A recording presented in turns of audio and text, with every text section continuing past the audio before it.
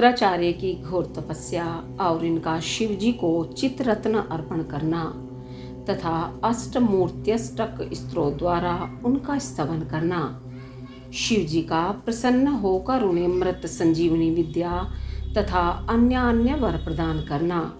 सनत कुमार जी कहते हैं, व्यास जी, मुनिवर शुक्राचार्य को शिव से मृत्युंजय नामक मृत्यु का प्रशमन करने वाली पराविद्या किस प्रकार प्राप्त हुई थी, अब उसका वर्णन करता हूँ, सुनो। पूर्व काल की बात है। इन भृगुनंदन ने वाराणसीपुरी में जाकर प्रभावशाली विश्वनाथ का ध्यान करते हुए बहुत काल तक घोर तप किया था। वेद व्यास जी, उस समय उन्होंने वहीं एक शिवलिंग की स्थापना की और उसके सामने ही एक परम रमणीय कूप तैयार कराया। फिर प्रयत्न पूर्वक उन देवेश्वर को 1,00,000 बार द्रोण भर पंचामृत से तथा बहुत से सुगंधित द्रव्यों से स्नान कराया। फिर 1,000 बार परम प्रीतिपूर्वक चंदन, यक्ष कर्दम और सुगंधी उबटन का उस लिंग पर अनुलेप किया। तत्पश्चात सावधानी के साथ परम प्रेम पूर्वक राजचंपक, अमलतास, धतूर, कनेर, कमल, मालती, कर्णिकार, कदम्ब, मौलसिरी, उत्पल, मल्लिका, चमेली, शतपत्री, सिंधुवार, ढाक, बंधुक पुष्प, गुलदुफेरी, पुनांग, नागकेसर, केसर, नवमल्लिक, बेल मोगरा, चिबिलिक, रक्तदला, कुंद, माघ पुष्प, मुचुकुंद, मोतिया, मंदार, बिल्वपत्र, गुमा, मरुवक्र, मरुआ, व्रक, धूप, गंठी वन, दोना, अत्यंत सुंदर आम के पल्लव, तुलसी, देवजवासा, भृतपत्री, कुशांकु, नंदावर्त, नांदरोक, अगस्त्य, साल, देवदारू, कचनार, कुर्बक, गुलखेरा,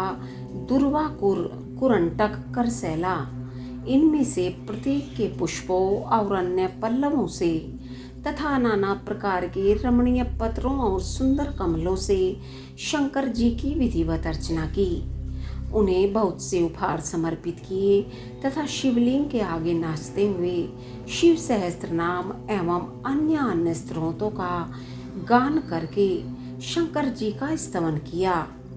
इस प्रकार शुक्राचार्य 5,000 वर्षों तक नाना प्रकार के विधि विधान से महेश्वर का पूजन करते रहे, परंतु जब उन्हें थोड़ा सा भी वर देने के लिए उद्यत होते नहीं देखा, तब उन्होंने एक दूसरे अत्यंत दुस्सह एवं घोर नियम का आश्रय लिया। उस समय शुक्र ने इंद्रियों सहित मन के अत्यंत चंचलता रूपी महान दोष को बारंबार भावना रूपी जल से प्रक्षालित किया। इस प्रकार चित्ररत्न को निर्मल करके उसे पिनाकधारी शिव के अर्पण कर दिया और स्वयं धूमकण का पान करते हुए तप करने लगे। इस प्रकार उनके 1 सहस्त्र वर्ष और बीत गए। तब भृगुनंदन शुक्र को यो दृढ़ चित्त से घोर तप करते देखकर महेश्वर उन पर प्रसन्न हो गए। फिर तो दक्ष कन्या सती के स्वामी साक्षात विरूपाक्ष शंकर, जिनके शरीर की कांति सहस्त्रों सूर्यों से भी बढ़कर थी, उस लिंग से निकलकर शुक्र से बोले। महेश्वर ने कहा, महाभाग भृगुनंदन, तुम तो तपस्या की निधि हो। महामुने, मैं तुम्हारे इस अविच्छिन्न तप से विशेष प्रसन्न हूँ। भार्गव, तुम अपना सारा मनोवांछित वर मांग लो, मैं प्रीति पूर्वक तुम्हारा सारा मनोरथ पूर्ण कर दूंगा। अब मेरे पास तुम्हारे लिए कोई वस्तु अदेय नहीं रह गई है। सनत कुमार जी कहते हैं, मुने, शंभु के इस परम सुखदायक एवं उत्कृष्ट वचन को सुनकर शुक्र प्रसन्न हो आनंद समूह में निमग्न हो गए। उन कमल नयन द्विजवर शुक्र का शरीर परमानंद जनित रोमांच के कारण पुलकायमान हो गया। तब उन्होंने हर्षपूर्वक शंभु के चरणों में प्रणाम किया। उस समय उनके नेत्र हर्ष से खिल उठे थे। फिर वे मस्तक पर अंजलि रखकर जय जयकार करते हुए अष्टमूर्तिधारी वरदायक शिव की स्तुति करने लगे। भार्गव ने कहा, सूर्य स्वरूप भगवान, आप त्रिलोकी का हित करने के लिए आकाश में प्रकाशित होते हैं और अपनी इन किरणों से समस्त अंधकार को अभिभूत करके रात में विचरने वाले असुरों का मनोरथ नष्ट कर देते हैं। जगदीश्वर, आपको नमस्कार है। घोर अंधकार के लिए चंद्र स्वरूप शंकर, आप अमृत के प्रभाव से परिपूर्ण तथा जगत के सभी प्राणियों के नेत्र हैं। आप अपनी अमर्याद तेजोमय किरणों से आकाश में और भूतल पर अपार प्रकाश फैलाते हैं, जिससे सारा अंधकार दूर हो जाता है। आपको प्रणाम है। सर्वव्यापिन आप पावन पथ योग मार्ग का आश्रय लेने वालों की सदा गति तथा उपास्य देव हैं। भुवन जीवन, आपके बिना भला इस लोक में कौन जीवित रह सकता है। सर्पकुल के संतोषदाता आप निश्चल वायु रूप से संपूर्ण प्राणियों की वृद्धि करने वाले हैं। आपको अभिवादन है। विश्व के एकमात्र पावनकर्ता आप शरणागत रक्षक और अग्नि की एकमात्र शक्ति हैं। पावक आपका ही स्वरूप है। आपके बिना मृतकों का वास्तविक दिव्य कार्य दाह आदि नहीं हो सकता। जगत के अंतरात्मा आप प्राण शक्ति के दाता, जगत स्वरूप और पद पद पर शांति प्रदान करने वाले हैं। आपके चरणों में मैं सिर झुकाता हूँ। जल स्वरूप परमेश्वर, आप निश्चय ही जगत के पवित्र कर्ता और चित्र विचित्र सुंदर चरित्र करने वाले हैं। विश्वनाथ, जल में अवगाहन करने से आप विश्व को निर्मल एवं पवित्र बना देते हैं, इसलिए आपको नमस्कार है। आकाश रूप ईश्वर, आपसे अवकाश प्राप्त करने के कारण यह विश्व बाहर और भीतर विकसित होकर सदा स्वभाववश श्वास लेता है, अर्थात इसकी परंपरा चलती रहती है तथा आपके द्वारा यह संकुचित भी होता है, अर्थात नष्ट हो जाता है। इसलिए दयालु भगवान, मैं आपके आगे नतमस्तक होता हूँ।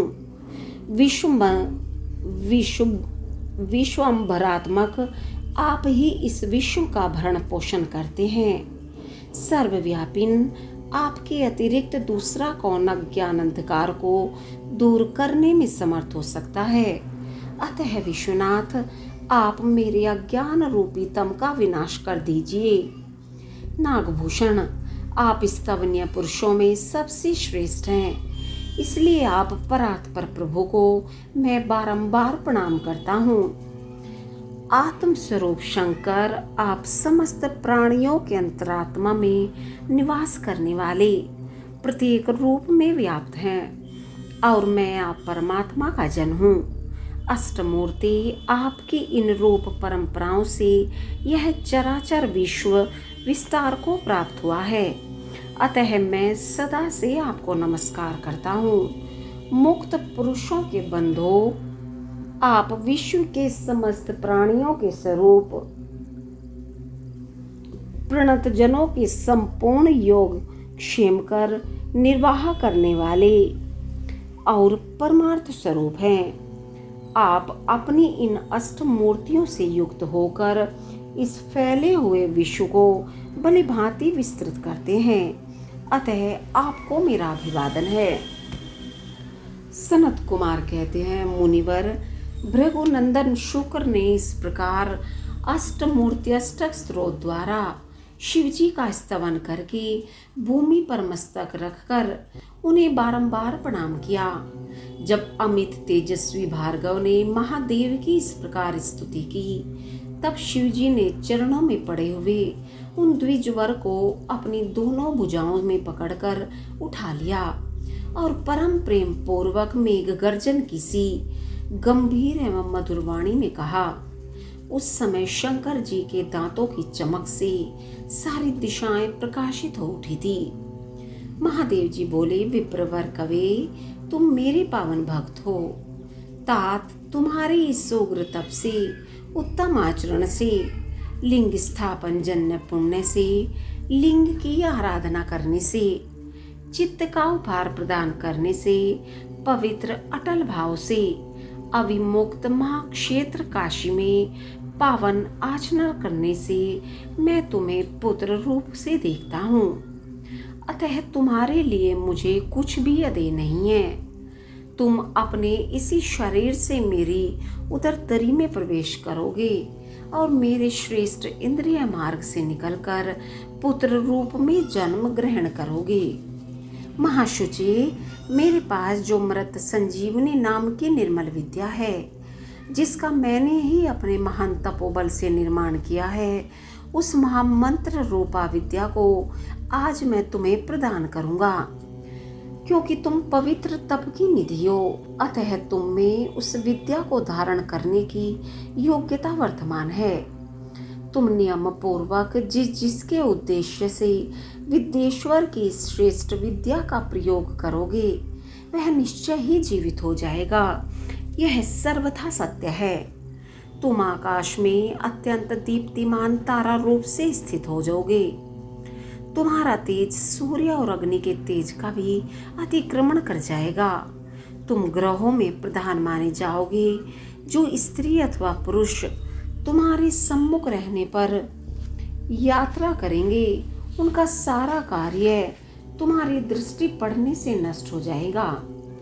सुव्रत, तुम्हारे उदय होने पर जगत में मनुष्यों के विवाह आदि समस्त धर्म कार्य सफल होंगे। सभी नंदा, प्रतिपदा, षष्ठी और एकादशी तिथियों तुम्हारे संयोग से शुभ हो जाएंगी और तुम्हारे भक्त वीर्य संपन्न तथा बहुत सी संतान वाले होंगे। तुम्हारे द्वारा स्थापित किया हुआ यह शिवलिंग शुक्रेश के नाम से विख्यात होगा। जो मनुष्य इस लिंग की अर्चना करेंगे, उन्हें सिद्धि प्राप्त हो जाएगी। जो लोग वर्ष पर्यंत नक्त व्रत प्रायण होकर शुक्रवार के दिन शुक्रकूप के जल से सारी क्रियाएं संपन्न करके शुक्रेश की अर्चना करेंगे, उन्हें जिस फल की प्राप्ति होगी वह मुझसे श्रवण करो। उन मनुष्यों में वीर्य की अधिकता होगी, उनका वीर्य कभी निष्फल नहीं होगा। वे पुत्रवान तथा पुरुषत्व के सौभाग्य से संपन्न होंगे, इसमें तनिक भी संदेह नहीं है। वे सभी मनुष्य बहुत सी विद्याओं के ज्ञाता और सुख के भागी होंगे। यूं वरदान देकर महादेव उसी लिंग में समा गए। तब भृगुनंदन शुक्र भी प्रसन्न मन से अपने धाम को चले गए। व्यास जी, यूं शुक्राचार्य को जिस प्रकार अपने तपोबल से मृत्युंजय नामक विद्या की प्राप्ति हुई थी, वह वृतांत मैंने तुमसे वर्णन कर दिया। अब और क्या सुनना चाहते हो?